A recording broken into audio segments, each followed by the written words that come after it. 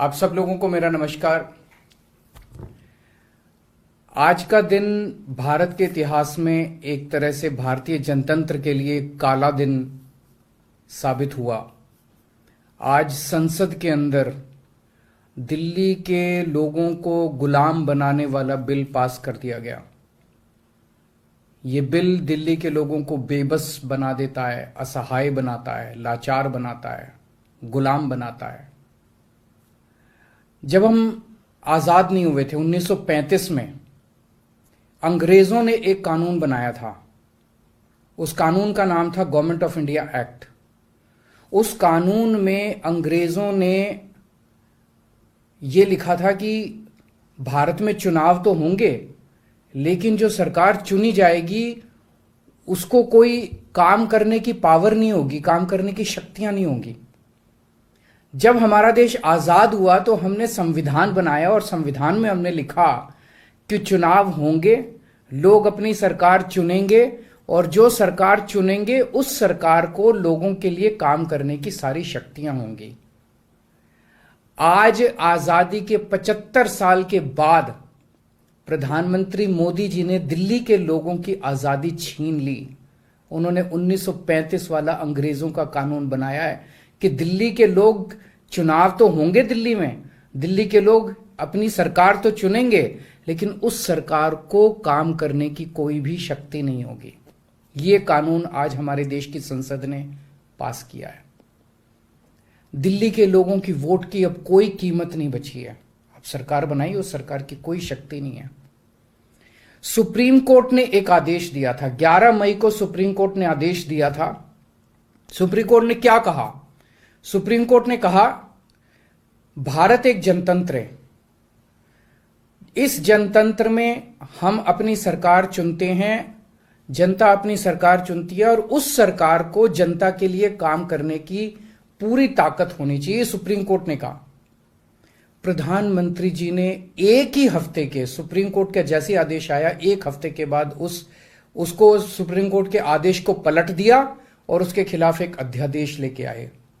और आज हमारे देश की संसद ने उस अध्यादेश को इस देश का कानून बना दिया कि अब दिल्ली के लोगों की चुनी हुई सरकार को काम करने की कोई ताकत नहीं होगी। अब इस कानून में लिखा है कि दिल्ली के लोग जो मर्जी सरकार बनाएं, लेकिन उस सरकार को चलाएंगे एलजी साहब और मोदी जी, सीधे सीधे वही लोग चलाएंगे इस सरकार को। तो इससे साफ जाहिर है कि प्रधानमंत्री मोदी जी कह रहे हैं कि मैं सुप्रीम कोर्ट को भी नहीं मानता। जिस देश के प्रधानमंत्री उस देश की सर्वोच्च अदालत को नहीं मानते, उस देश का क्या भविष्य हो सकता है? सीधे सीधे वो कह रहे हैं सुप्रीम कोर्ट जो मर्जी आदेश पास करे, अगर मुझे सुप्रीम कोर्ट का आदेश पसंद नहीं आया तो मैं उसके खिलाफ कानून बना के सुप्रीम कोर्ट के आदेश को पलट दूंगा। इतना अहंकार हो गया इन लोगों को। इन लोगों ने देखा कि दिल्ली में आम आदमी पार्टी को हराना बहुत मुश्किल है। पिछले 4 चुनाव सीधे सीधे 2013 में, 2015 में, 2020 में और उसके बाद एमसीडी का चुनाव, सीधे सीधे 4 चुनाव बीजेपी आम आदमी पार्टी से दिल्ली में हार गई। दिल्ली के अंदर 25 साल से ज्यादा हो गए अब बीजेपी की सरकार नहीं बनी है। 25 साल से इनको वनवास दिल्ली के लोगों ने दिया हुआ है। तो इनको लगा कि आम आदमी पार्टी को हराना मुश्किल है, तो इन्होंने चोर दरवाजे से, पीछे से चोर दरवाजे से इन्होंने दिल्ली की सत्ता को हथियाने की कोशिश की है। दिल्ली के लोगों ने एक बार आम आदमी पार्टी को 70 में से 67 सीट दी और 3 सीट बीजेपी को दी। दूसरी बार 70 में से 62 सीट दी और 8 सीट बीजेपी को दी। तो एक तरह से दिल्ली की जनता ने चिल्ला चिल्ला के बीजेपी को कहा है कि दिल्ली के अंदर दखलंदाजी मत करना। प्रधानमंत्री जी को साफ साफ शब्दों में दिल्ली के लोगों ने कहा, 7 सीट उनको नेशनल चुनाव में 7 सीट दी और दिल्ली के चुनाव में 3 सीट दी। तो मोदी जी को साफ साफ दिल्ली की जनता ने कहा कि दिल्ली के काम में दखलंदाजी मत करना, आप देश संभालो। लेकिन मोदी जी कहते हैं मैं जनता की बात नहीं मानता। इतना अहंकार हो गया, ना जनता को की बात मानते, ना सुप्रीम कोर्ट की बात मानते। और आपको पता है इस कानून में क्या लिखा है, जो कानून आज पास किया है? इस कानून में लिखा है कि दिल्ली के ऊपर से नीचे A category, B category, C category, D category, जितने दिल्ली सरकार के कर्मचारी हैं, उन सारे कर्मचारियों को के बारे में सारी पॉलिसी केंद्र सरकार बनाएगी। उनकी ट्रांसफर पॉलिसी, कौन अधिकारी, कौन चपरासी क्या काम करेगा, ये देश के प्रधानमंत्री बैठ के दिल्ली सरकार का कौन सा चपरासी क्या काम करेगा, कौन सा चपरासी फाइल उठाएगा, कौन सा चपरासी चाय पिलाएगा, कौन सा चपरासी खाना, ये काम रहेगा प्रधानमंत्री जी को। इसके लिए प्रधानमंत्री बनाया था देश का कि आप दिल्ली के चपरासियों की ट्रांसफर पॉलिसी बनाओगे बैठ के प्रधानमंत्री बन के। आप केंद्र चलाओ ना, आप दिल्ली के अंदर क्यों दखल अंदाजी कर रहे हो? आपको क्या लगता है ऐसा क्यों कर रहे हैं?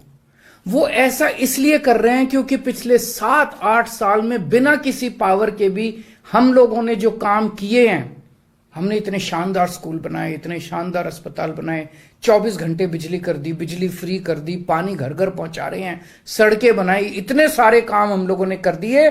इनसे वो काम नहीं हो रहे। 30-30 साल से गुजरात के अंदर इनकी सरकार है, बेड़ा गर्क है गुजरात का। हरियाणा के अंदर इनकी सरकार बनी, हरियाणा में बेड़ा गर्क है इनका। मणिपुर के अंदर बीजेपी की सरकार है, मणिपुर को जला दिया इन लोगों ने। इसलिए केजरीवाल के साथ कंपटीशन नहीं कर सकते, काम में कंपटीशन नहीं कर सकते, हमारे जैसे काम नहीं कर सकते, आम आदमी पार्टी के जैसे काम नहीं कर सकते। इसलिए केजरीवाल को काम करने से रोको, किसी भी तरह से केजरीवाल को काम करने से रोको, बस ये इनका मकसद है।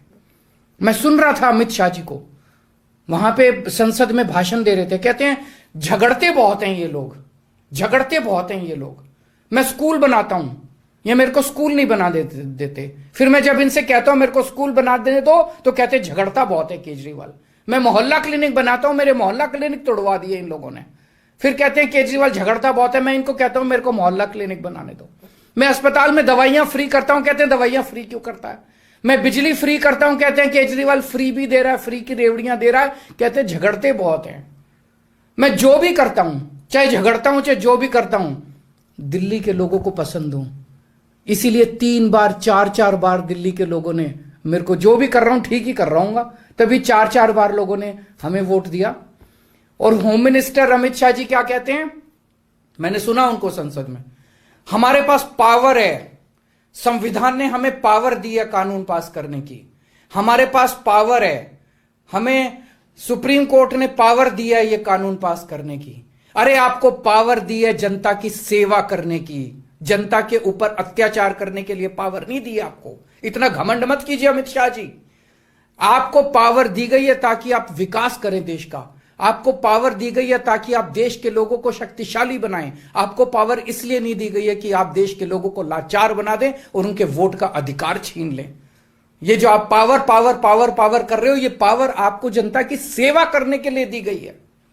मैंने देखा है अमित शाह जी पिछले चुनाव में आप घर घर जाके दिल्ली के अंदर पर्चे बांट रहे थे, एक एक घर में जाके आप पर्चे बांट रहे थे।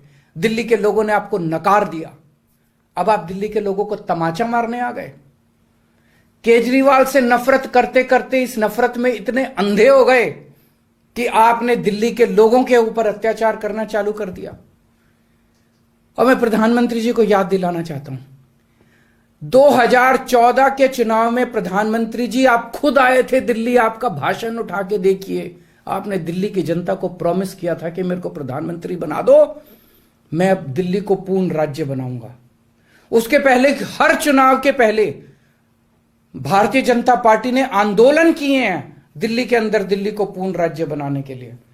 और आज आप लोगों ने दिल्ली के लोगों की पीठ में छुरा घोंप दिया, अपनी वादे से मुकर गए। अगर आप ऐसे करोगे फिर प्रधानमंत्री पे कौन यकीन करेगा? आपने खुद बोला था 2014 में कि मैं फुल स्टेटहुड बनाऊंगा, फिर कौन जनता आपके ऊपर यकीन करेगी? 2015 में आपने मेरी शक्तियां छीनी दिल्ली सरकार की, जैसी हमारी सरकार बनी आपने हमारी शक्तियां छीन ली नोटिफिकेशन जारी करके।